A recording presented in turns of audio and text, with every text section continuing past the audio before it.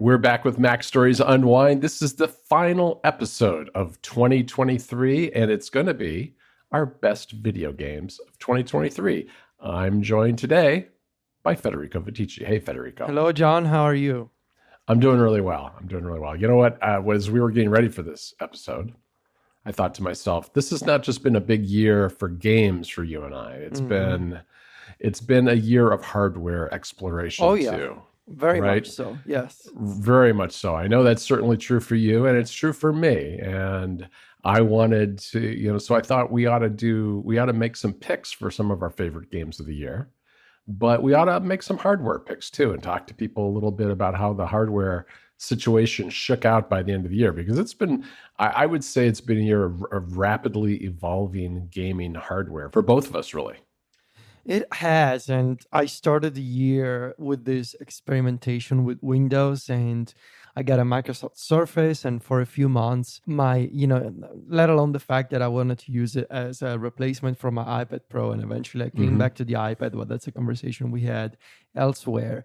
I also used it as my gaming rig for PC gaming, and I've been really into PC gaming, and especially like Steam gaming, with the Steam Deck and, on PC, obviously. So I started the year and I replaced my gaming PC, my Corsair One. I sold it and I went all in with a Microsoft Surface and an eGPU.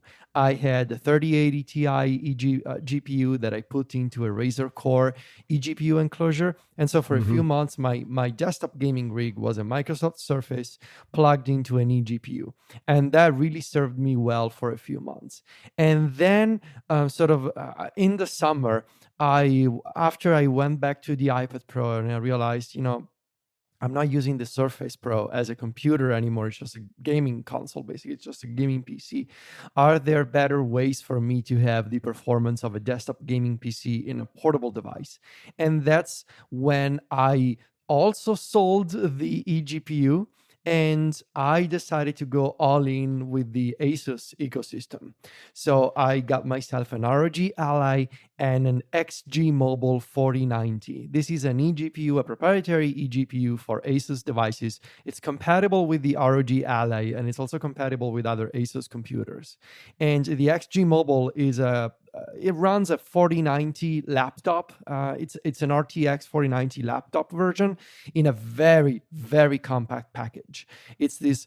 It almost looks like imagine 3 iPad Airs stacked on top of each other. That's the kind of footprint that you can imagine from the XG Mobile 4090. It was very expensive, very rare to find. It took me weeks to find a reputable seller on eBay that had one. I didn't realize it took you a long time. It took me a long time, and I finally got it. I was relaxing on a beach in Formentera, John. Oh, that's when you got it finally. I was chilling, basking in the sun of Formentera. Beautiful place. And that's when I finally was able to secure an XG Mobile 4090 while I was on vacation. And I got it when I came back home. And yeah, that's now I've sort of gone all in with the Asus ecosystem, because I really like what they're doing in terms of they have a portable console, which is the ROG Ally, that is also a computer. It's a Windows handheld that you can use portable, and it comes with better performance than a Steam Deck because it's got one of those more modern RDNA system on a chip. The performance is slightly better than a Steam Deck, but of course it doesn't have an OLED display, which we're going to talk about in a second. And I can play with that in handheld, but I can also plug it in and use the XG Mobile with an external monitor or on my TV. And I have the performance of a 4090 laptop, which means, you can run games like Cyberpunk at ultra settings with ray tracing, no problem. And it's an incredible experience. So yeah, I would say that the sort of embracing the, and Asus, I think they're doing some really interesting things with portable computers, with foldable tablets, with, all these other devices that are also compatible with the XG Mobile ecosystem. There are a bunch of versions of the XG Mobile. You can get one with AMD graphics. You can get one of the older RTX versions, like the 3080. I believe there's a version of that. Mhm. And I got the 4090 because I wanted to future-proof my setup as much as possible. So I would say that was my Windows hardware story this year. And then of course came the Steam Deck OLED, which you also got, John. I did. I got the Steam Deck OLED too. Yeah, and I mean, I'm loving the thing, even though the performance, like I said, is not as it's not as powerful as an ROG Ally in portable mode. The display is just so beautiful. I've been playing Sea of Stars, which is one of my games of the year, and the colors on that screen are just incredible. Yeah, I think the thing about the Steam Deck, the conclusion I've come to about it is that it is the best choice for the most people because Yes, it's yes. so versatile and so easy to use. I mean, as nice as the Asus ROG Ally is, it's still a Windows handheld. And Windows handhelds are still kind of in their infancy in terms of Windows not really being made for a mobile device like that. Although, I think Microsoft is already doing some things to make that situation better, and I expect it'll improve over time. I still think that the Steam Deck is a better approach for a lot of people, and it's what it's got going for it is it's got a lot of developer support. So you can get, now if you go to your Steam library, you look at the Steam store and a game you want to buy, chances are better than not that it's Steam verified at this point because developers are targeting the system now and making sure that their games run well enough on a Steam Deck. And the thing about the OLED model is it's more than just the screen. It also bumped up the Wi-Fi to, is it Wi-Fi 6 or 6? Wi-Fi 6E. 6E, I Yeah, think. I think it's 6E, but it bumped up the Wi-Fi, which is handy for when you're downloading games. It's a little bit faster. It has better battery life, noticeably better battery life. There's just a few quality of life type things built into it that I think make it a much nicer than the original Steam Deck. yeah, I agree. And I feel like Valve has done such an excellent job in terms of um, creating and curating this ecosystem around the Steam Deck, with games that are verified, and it's just such a nice machine for on-the-go PC gaming. Of course, you won't be able to play games like Cyberpunk, for example, or GTA or Red Dead Redemption 2 at high settings, and not even at low Right. settings sometimes. But for indie games and sort of PC games that have medium performance requirements, like you wouldn't run Alan Wake 2 on it.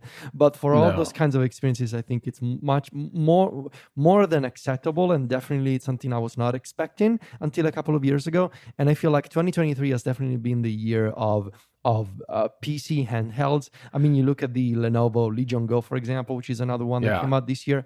And all this to say, I would be shocked if Microsoft doesn't come out with a portable Xbox that, Oh it's yeah. their version of a Windows handheld at some point. Yeah, and the thing about the Steam Deck too is that you can run emulators on it because it's a Linux-based system, and you can do streaming, whether it's local streaming of your game console or a cloud service like GeForce Now, which has, I know, Alan Wake 2 on it. So there are options if you have a good setup, a good Wi-Fi setup to play some of those more taxing games locally on a Steam Deck at probably better than you could do if they were running, on the device itself. Yeah. Some other hardware shout outs from me.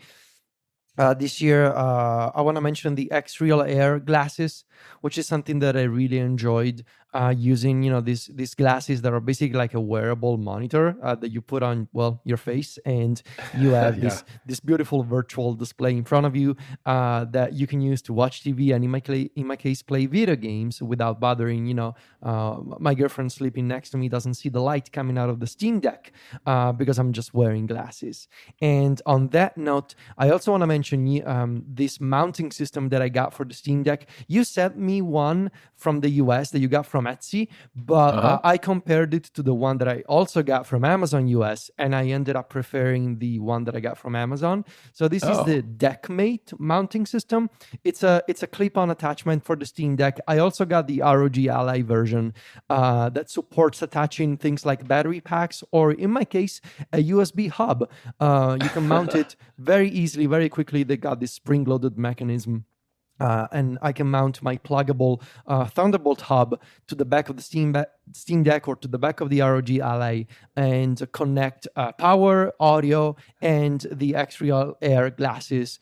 So I have a relatively compact all-in-one solution for having portable gaming with video out support for the X-Real Air glasses. So that would be the yeah, this is a journey that started with Velcro for you, I know. It started with Velcro, and I found an option from Etsy. I tried the option from Etsy. I compared it to the DeckMate, and I feel like the DeckMate is a much more polished experience. It's a full-on product, very, very, very detailed, very slim, very well done. The build quality is excellent, and and I guess lastly, this is also in your list. I see, John, iPad UVC support, so the ability Right. to have an iPad and use it as an external monitor for a Nintendo Switch or a Steam Deck. That's been one of my favorite new features of the year. I've been using a capture card. Again, I have an Asus capture card that I've been using, but you can use all kinds of dongles that support capturing video and passing it over USB-C to the iPad Pro. And my favorite app to do this is Orion, which also won a Maxstory Selects Award this year. Yeah, yeah. And you know what, Federico, I actually have one more hardware thing that I want to mention. That's a One more. surprise. Okay. I got one more thing for you, Tichi. I recently took delivery of an Ion Odin 2 Pro. Oh, that is unexpected, and I am familiar with that. I know that it's very much beloved in the handheld community. It is. This is basically the highest end emulation handheld that you can get essentially right The now. 2 Pro you got, right?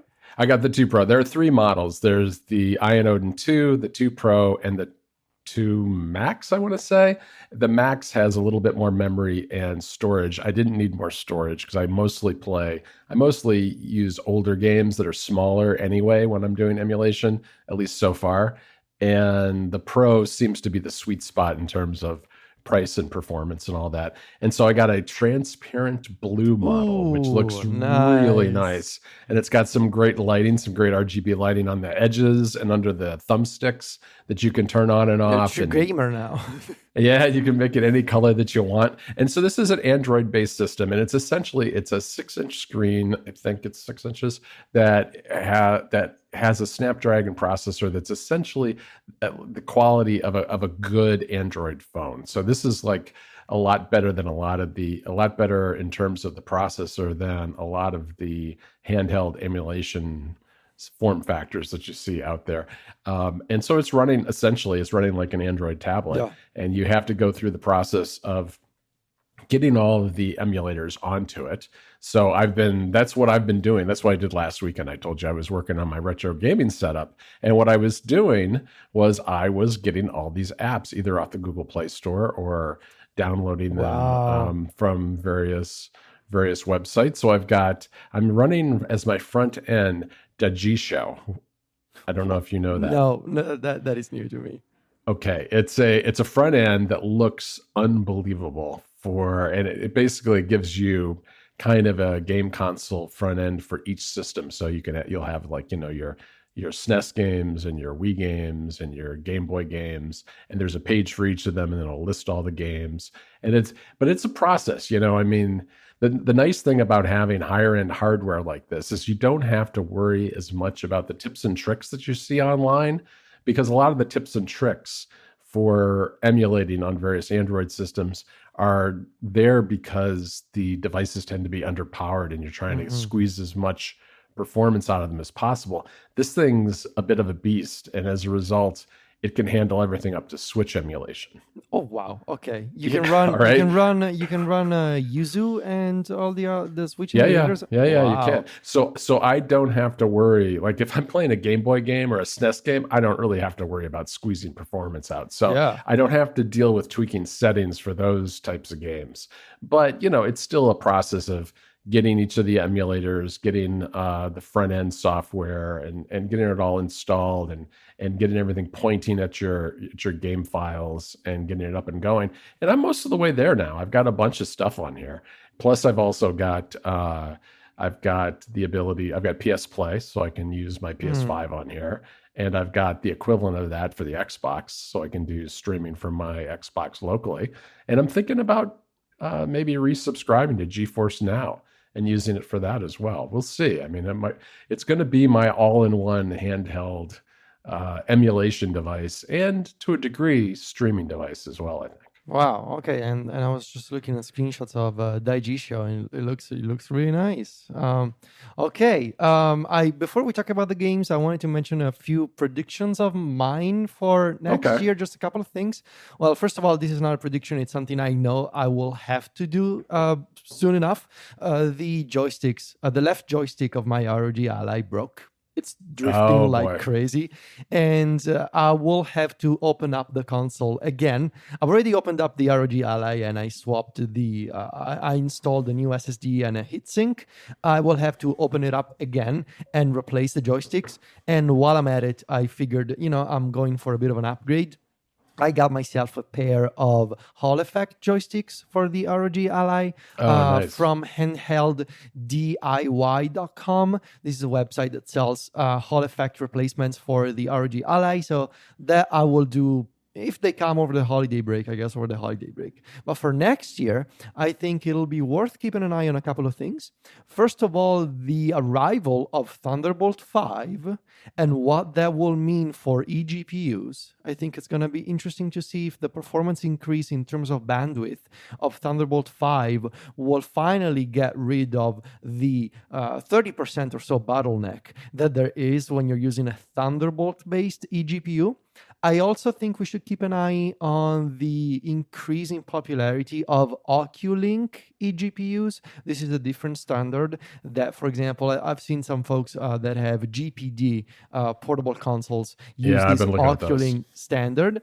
And I also think it's going to be interesting to see what Asus does with the ROG Ally, and I'm keen to explore the ASUS ecosystem more with the XG Mobile and compatible computers that they have, and if I want to see if they come out with an ROG Ally 2 next year, maybe with OLED. Who knows? But CES is coming up, and it'll be an interesting time to see if these handhelds can finally capture the spotlight at CES. Yeah, I'm actually really excited about CES Yeah. this year. There's just so much interesting and wacky stuff, especially in the gaming industry coming out from the hardware side, that I think it's going to be a fun Yeah. CES. Gadgets have made a comeback if you think They about it. really have. They You really know? have, and it's exciting. I like it a lot. I mean, and it's the kind of stuff that I don't know. It's all very experimental, and there's just some really interesting innovation happening. Oh, and of course, Vision Pro gaming. Of course, We'll have to see what happens there next year. That being we said, will. so that's 20 minutes about the hardware alone. Let's talk about the games, and I think so.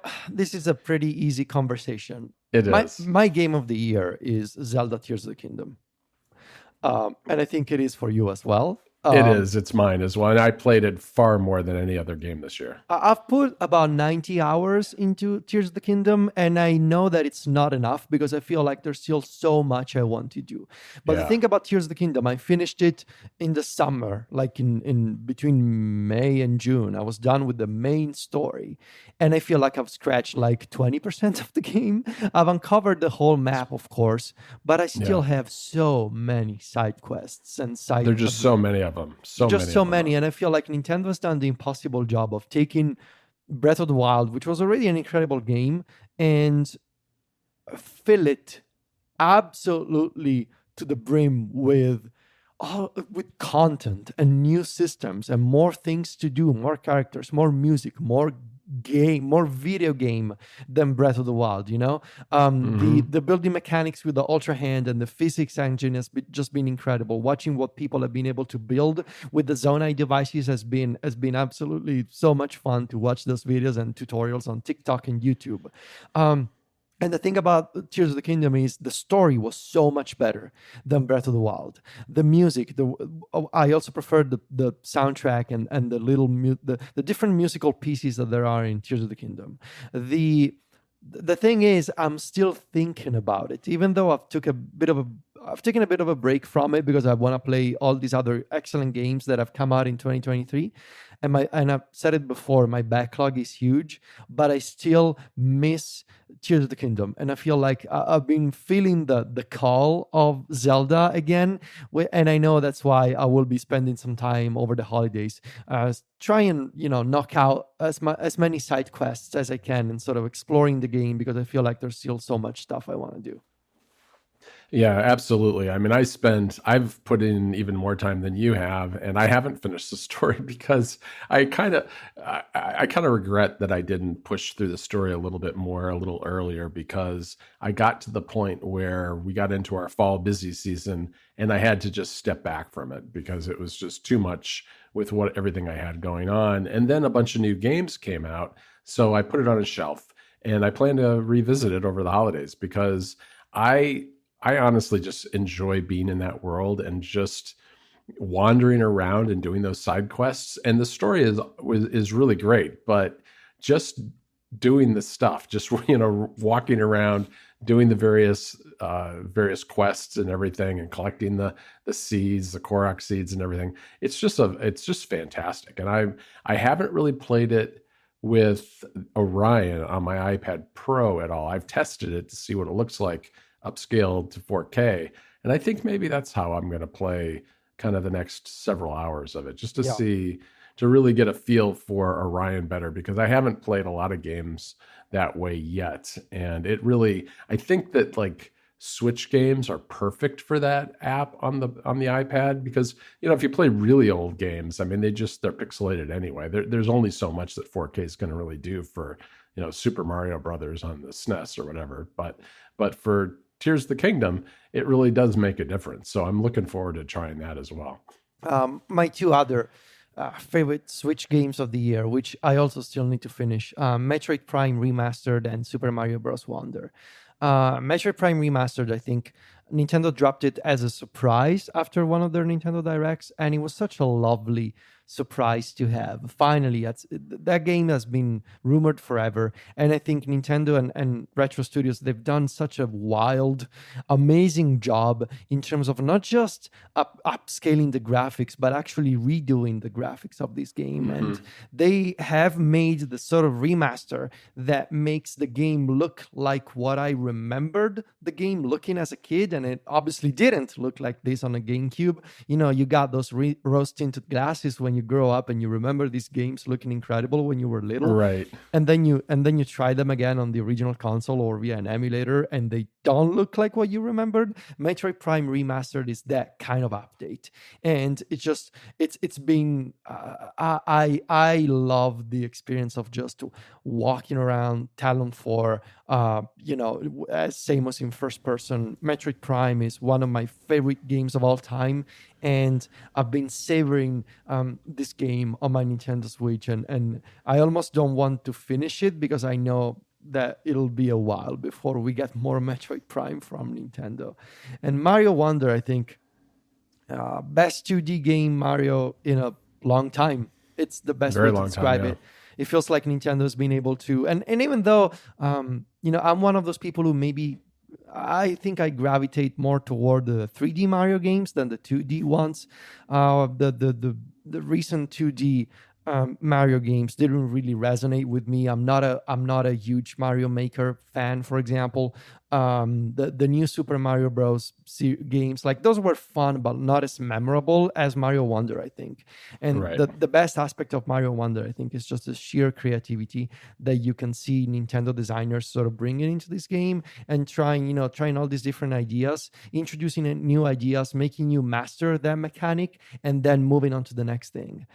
Just it's a trip of a video game in many ways. It looks wonderful, it sounds wonderful, and it's just an enjoyable game that you can pick up every few days, do a bunch of levels, and then move on. It doesn't. I mean, there is a story, but you don't play Mario games for the story. No, And you don't. yeah, this is. I think it's been between Zelda, Metroid Prime Remastered, and Mario Wonder. It's been an excellent game, an excellent year for Switch gaming.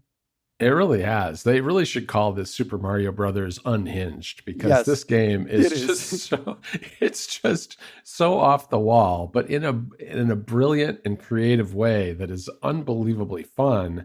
And it's a deep game. There's a lot going on here. There's a lot of things to do, a lot of ways to approach each level. It is approachable too in the way that you can, even if you're not like a diehard Mario player who is really good at the game, you can find ways to enjoy this, because there are some levels that are easier than others, and they kind of have the star rating system and everything. You can kind of dip in and say, oh, I just want to enjoy this world. I'm going to do a couple of easy levels, and or maybe I want to challenge myself and really go at one of the bosses or something. But yeah, I've found that this has been a fantastic game. It's got a co-op mode that I haven't touched, and that with my kids home for Christmas, I think we're going to play some Super Mario Bros. Wonder with the co-op mode on. So I'm really looking forward to playing that. And I had Metroid Prime on my list as well, because Metroid is something that I'm a real latecomer to, and I really enjoy the story, and I like the fact that this has been remastered, because it really does give it that modern sensibility that makes it, again, more approachable for a modern audience than someone who might have tried some of the earlier games. So I had a lot of fun with that game as well. So we've got a lot of overlap here, at least on the Yeah. Switch. But I want to mention one last game that I played over the summer, which was Hi-Fi Rush on the Xbox. And this is a game that kind of came out of nowhere. It's a rhythm game that you're playing as a kid who's fallen down and had like basically an iPod embedded in his chest that makes him like a cyborg who has a guitar that he uses to defeat enemies. It's an odd premise, but it works really well, and the animation is great. It looks a lot like I guess like maybe a '90s cartoon almost, with a lot of great music in it and a lot of kinetic energy that makes it a lot of fun to play. I mean, I actually just was revisiting this the other day as I was testing out streaming from my Xbox to the Odin 2 Pro. This is I really liked Hi-Fi Rush. Also, one of the great surprises of 2023 that almost nobody saw coming, I think. Right. I have a couple of PC games that I've been playing on PC and Steam Deck that are also like indie game recommendations. Hmm. Cocoon, a puzzle game that I think Very good game. I mentioned on Unwind before. It's this mind-bending puzzle in which you play as a bug in this alien bug-inspired world that sort of reminds me of Hollow Knight, and it's kind of nice isometric perspective, and you are this bug who rolls this ball around, and the thing is, these spheres, these balls that you carry around, they contain worlds, and so as you place these balls on these magic pedestals in the game, you enter the world contained inside the sphere, and you can carry more spheres with you inside other spheres, so you have these worlds within worlds to solve puzzles. It's one of the most original puzzle mechanics I've tried in my life, I think. It's a very short game. You gotta like this type of game, I think. It's not for everybody, but if this premise sounds intriguing, that gets my recommendation. And lastly, the game I'm playing now, which I also cannot stop thinking about, is Sea of Stars. This is a retro-inspired sort of JRPG that very much owes its its style and just the general aesthetic and vibe to Chrono Trigger. I believe the Hmm. developers very much said, yeah, we want to make a role playing game in the style of Chrono Trigger. Like they don't make those anymore. There's an excellent episode of the Into the Aether podcast in which Brandon and Steven have done an excellent breakdown of the game and sort of the lineage of Chrono Trigger as applied to Sea of Stars. And it looks wonderful. The story, you gotta play it for a bit. I think the developers they've made a bunch of odd choices in the beginning of the game. Like you spend the first hour, and after an hour of like following the essentially tutorial of the game, the story is kind of weird, and you don't really know much about the characters even after playing for an hour. But you basically control these two, like this boy and this girl. They get selected in their village as these sort of magical knights called the solstice warriors, Uh-huh. and you're basically taken out of your village as you're little to enroll in this magical academy in the sky, and you gotta be there for 10 years. So they're kids, and the headmaster of this academy comes down to the village and he's like, nope, you gotta come up, and now that your training starts now.